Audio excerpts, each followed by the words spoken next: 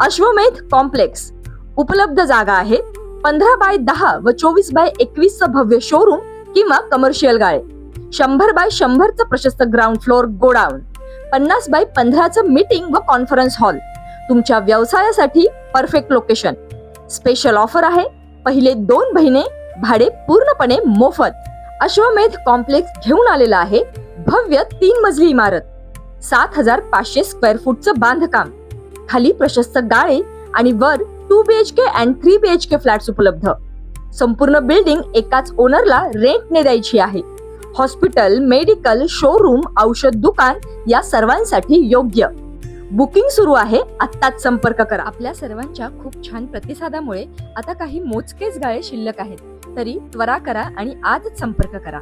लग्नाचा तगादा लावणाऱ्या प्रियसीचा प्रियकराकडून निर्घृण खून केल्याचे पोलिसांनी उघडकीस आणले. पोलिसांनी 24 तासात आरोपीला बेड्या ठोकल्या. कट रचला.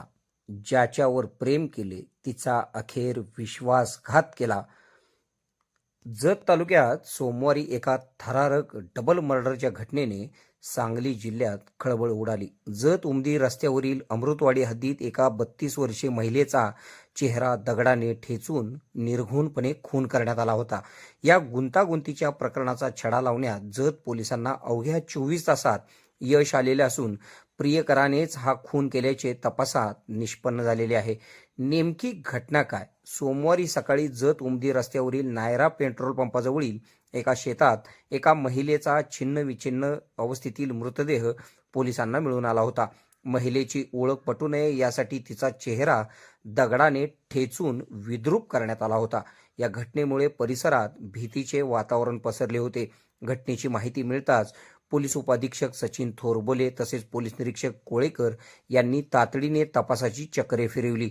CDRमुळे फुटला खुनाचा वाचा. महिलेची ओळख पटवणे पोलिसांसमोर मोठे आव्हान होते.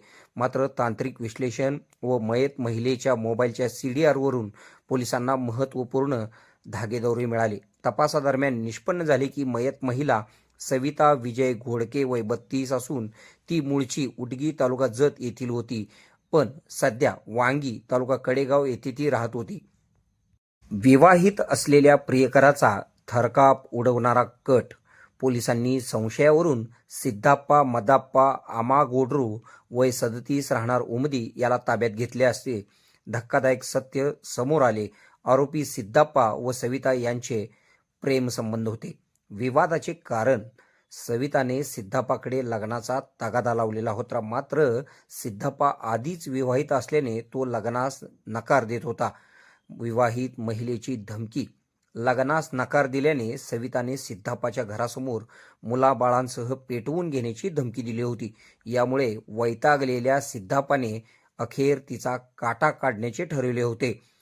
28 मार्च रोजी सविता सासरहून जतला आली होती.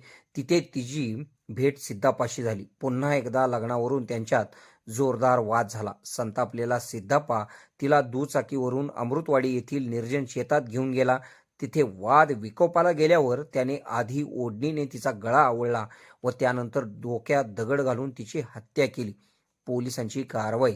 जत पोलिसांनी आरोपी सिद्धाप्पा आमागोड्रू याला अटक केली असून त्याच्यावर खुनाचा गुन्हा दाखल केला आहे.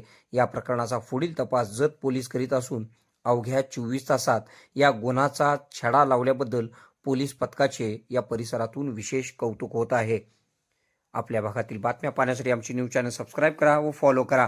मुख्य संपादक Kunal Kothawale, KK Marathi news network.